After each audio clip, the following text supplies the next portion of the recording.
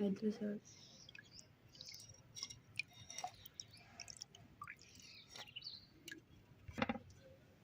बिस्मिल्लाहिर्रहमानिर्रहीम। अस्सलाम वालेकुम। एक आदि मेरे पन पूरा ठीक होने के अल्हम्दुलिल्लाह से ठीक अल्लाह पाक तो खुश रखे आबाद रखे। आज हम लोग कर दे शुरू अल्हम्दुलिल्लाह जी। मैं कर रही है सारी ते नाले लाइट भी चली गई है तो मौसम से देख लिया कि फुल बारिश हो रही है।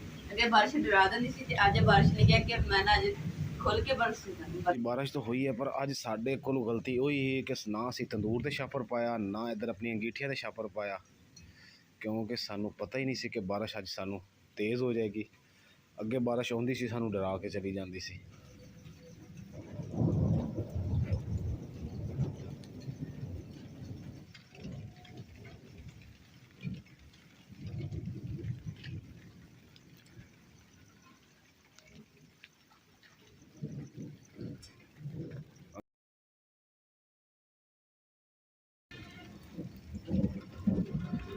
कड़े चुके इधर रख दिते।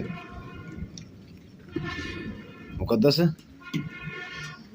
लो जी वेख लो माशाल्लाह गर्मियों की पहली बारिश स्टार्ट। मुबारक होवे जी गर्मियों की पहली बारिश, क्योंकि गर्मी हुण आ गई।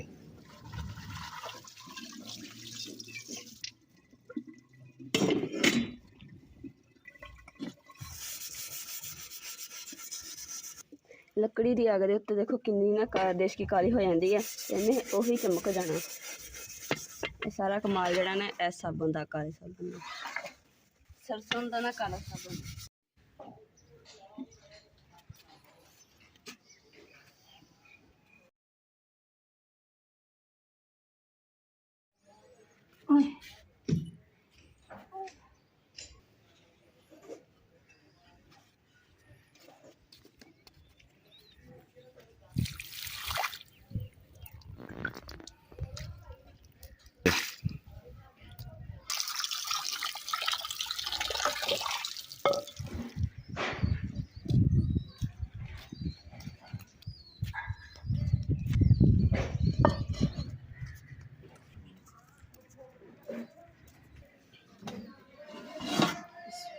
अल्हम्दुलिल्लाह जी बर्तन भी जेडे सारे रह गए धोने, थोड़े जे रह गए।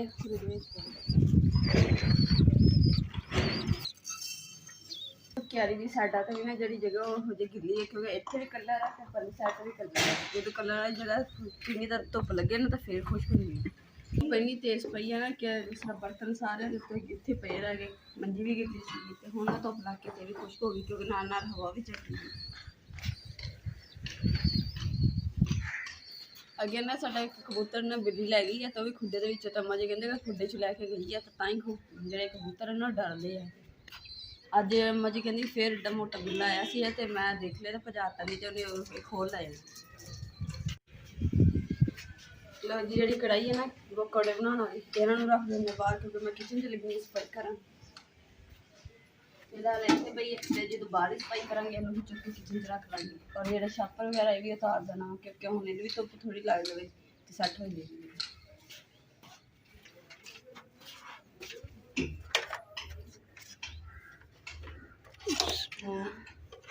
मुझे देखो ना बोल इधर तो कोई पानी गिर जाएगी, फिर भी यह जगह गीली है।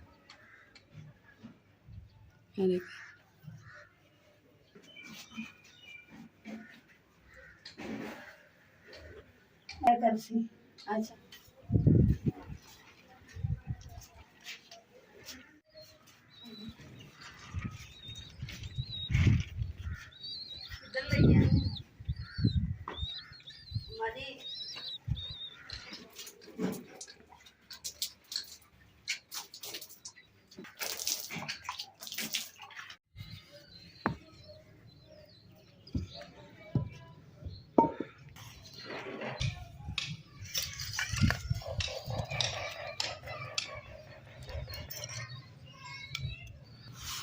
तार दे नाल छापर इस वास्ते बनदी है ताकि ना तार छापर जेड़ा ना खुले ना।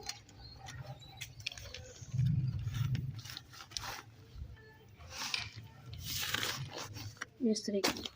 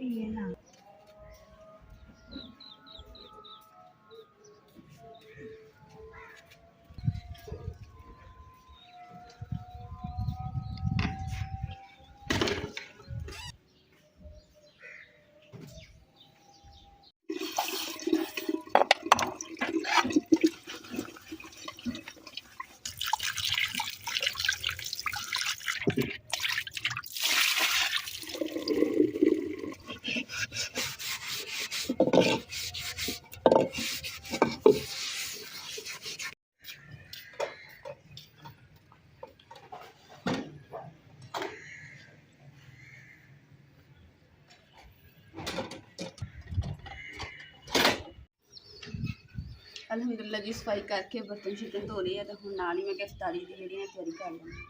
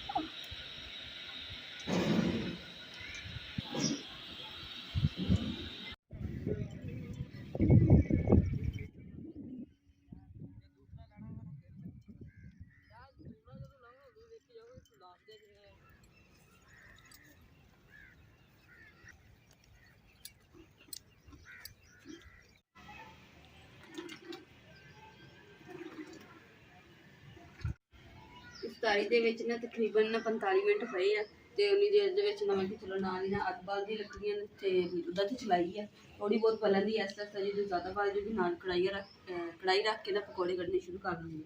ਮੈਂ ਕਿਹਾ ਉਨੀ ਦੇਰ ਦੇ ਵਿੱਚ ਨਾ ਜਾਗ ਲਾ ਲਾਂ ਟਾਈਮ ਨਾਲ ਤੱਕ ਦਹੀਂ ਜਿਹੜਾ ਨਾ ਫਿਰ ਸੋਹਣਾ ਜੰਮਦਾ ਵਾ ਜੇ ਜਲਦੀ ਚ ਟਾਈਮ ਨਾਲ ਲੱਗਾ ਹੋਵੇ ਜਾਗ। ਔਰ 2 ਦਿਨ ਨਾ ਮੈਂ ਥੋੜਾ ਲੇਟ ਦਹੀਂ ਜਮਾਇਆ ਨਾ ਤਾਂ ਜਿੱਦਾਂ ਮੈਂ ਜਮਾਉਣਾ ਚਾਹੁੰਦੀ ਹਾਂ ਨਾ ਉਦਾਂ ਦਹੀਂ ਜੰਮਿਆ ਹੈਗਾ। ਦਿਲ ਨਹੀਂ ਕੀਤਾ ਫਿਰ ਮੈਂ ਕਿਹਾ ਹੁਣ ਟਾਈਮ ਨਾਲ ਹੀ ਜਮਾਇਆ ਕਰੂੰਗੀ ਤਾਂ ਕਿ ਨਾ ਦਹੀਂ ਜਿੱਦਾਂ ਦਾ ਮੈਂ ਚਾਹੁੰਦੀ ਹਾਂ ਉਦਾਂ ਦਾ ਹੀ ਜੰਮਿਆ ਕਰੇ। ਜਦੋਂ ਗਾੜਾ ਦਹੀਂ ਜੰਮਿਆ ਹੁੰਦਾ ਨਾ ਤਾਂ ਖਾਣ ਦਾ ਮਜ਼ਾ ਵੀ ਹੁੰਦਾ।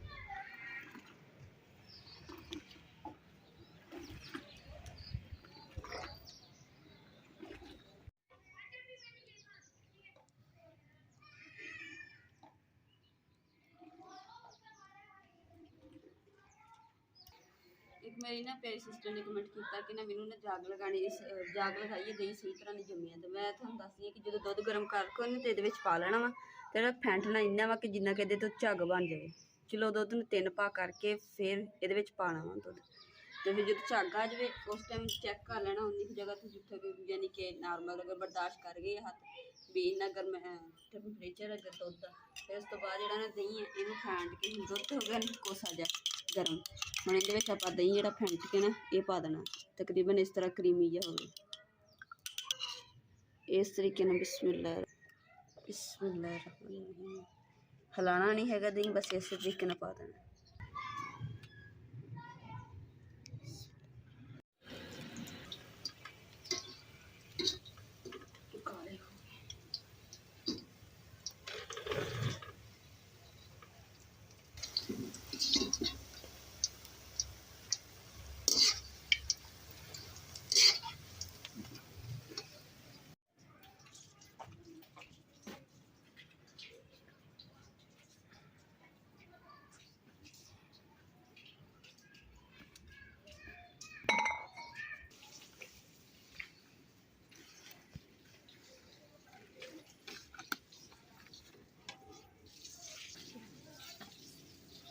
ਅਲਹਮਦੁਲਿਲਾ ਜੀ ਇਫਤਾਰੀ ਦਾ ਟਾਈਮ ਜਿਹੜਾ ਕਿ ਅੱਜ ਜਿਹੜੀ ਮੈਂ ਸਾਰੀ ਕਰ ਲਈ ਹੈ ਤਾਂ ਹੁਣ ਅੰਮਾ ਜੀ ਹੱਥ ਧੋਣ ਗਏ ਆ ਜਿੱਦਾਂ ਹੀ ਟਾਈਮ ਹੁੰਦਾ ਤੇ ਨਾਲ ਹੀ